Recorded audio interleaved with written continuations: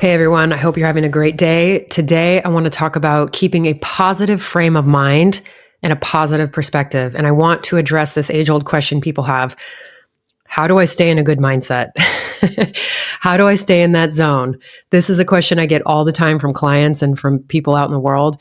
And it is a great question because this is freaking challenging for people. Staying in a good mindset, staying in that good, positive frame of mind, it is a challenge for people. And it's one of the most common questions that I get. People will say, okay, I've done really good work. I've had good insights. I've been able to get into a really positive headspace. Now, how do I live in that positive headspace more often? I mean, that's really the desire, right? One of the most effective ways that I've found to be able to do this is to monitor your input and your output. And the best way that I can describe input is that it is anything coming in from external sources.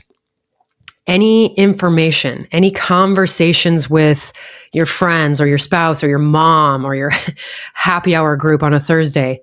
It's social media. It's what's coming in through our eyes. It's news and podcasts and books and music, what's coming in through our ears. It's the food and drink that we put in our bodies. Think about it this way. If you're spending every Thursday night with a group of friends who talks negatively about people or complains about the economy or the world or criticizes everything, you don't walk away feeling good from that interaction. Maybe you spend a lot of time with family members that put you down or put other people down. That input of energy has a substantial influence on you.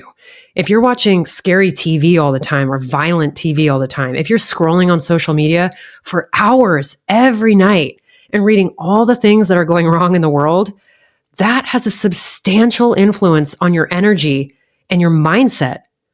If you're feeding yourself junk food, you're drinking too much alcohol, you're eating a ton of sugar, processed foods, that has a major impact. You put low quality fuel in, you get a low quality output. As one of my practitioner friends says, he says, garbage in, garbage out. Everything that we take in, all of the information, the conversations, the ideas, the food, down to the air that we breathe, it all influences our physiology, our biochemistry, our mood, our perspective, and our mindset. It makes sense, right, guys? I mean, it does make sense. But so many people don't see this. They fail to connect the dots on this.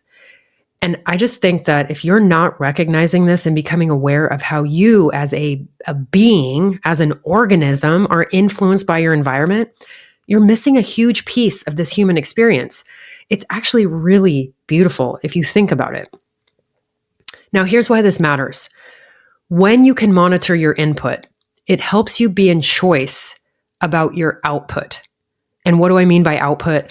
I mean, output is what comes out of us, what happens externally in the world.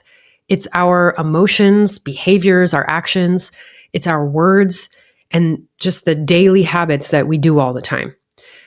When you intentionally control your input and you have awareness of it, you get to be in choice around what your output can be because you have more strength, you have more resilience, and you have more energy, and just frankly, a much more empowered mindset. You're not so bogged down by negative emotions and negative energy. I know you've felt that before. If we can think of output as what we do in our day, let's just brainstorm some actionable things that you could do, a few ideas to help create positive output. So for me, and the first one that I would start with is meditation.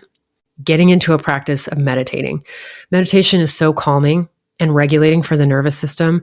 And I know, I get it. You think that you don't have time for it or you don't know how to meditate. I've heard that so many times before. Frankly, I used to be that person.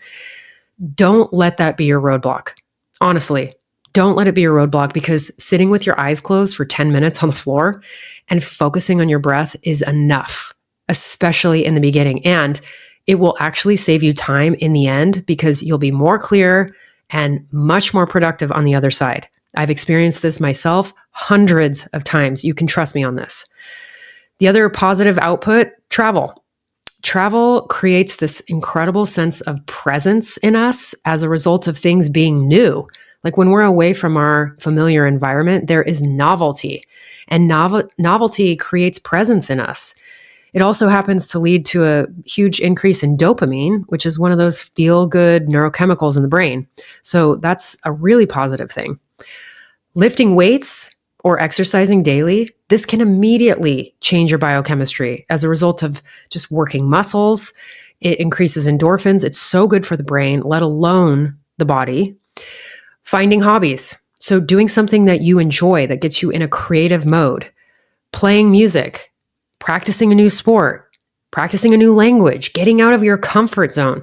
These are all ways that you can exercise positive output. And I'm sure you can think of a dozen more.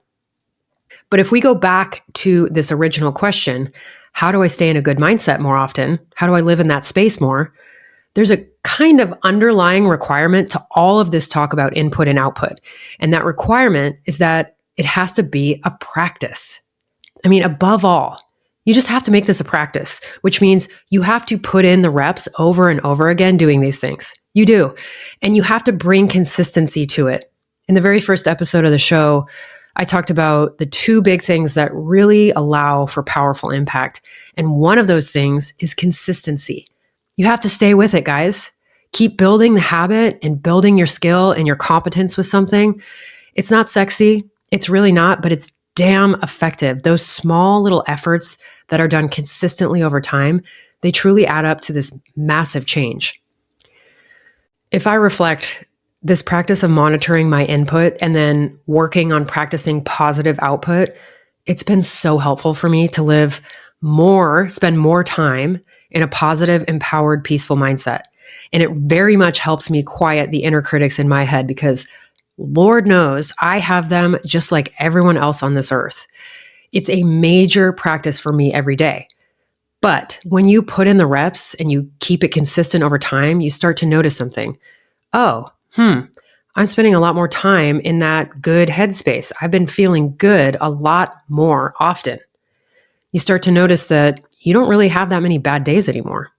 And you don't ever have a bad month, and you never have a bad year. The stressors become less stressful, and life just becomes more joyful with this greater sense of ease in the day. And isn't that the point? I mean, really, isn't that what we want? To live a life that feels peaceful and full of joy, to feel excited and strong and resilient. I mean, that's what I want anyway. So I hope this feels helpful.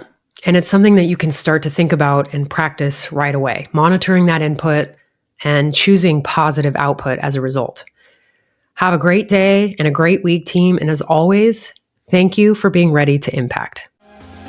Thanks for listening to Impact Ready. I hope today's episode inspired you to own your impact and recognize that you are powerful. By elevating our energy and awareness, we can create exponential change in this life. If you enjoyed today's insights, share them with a friend and subscribe to the show for more. I truly appreciate you. Thanks again for being here.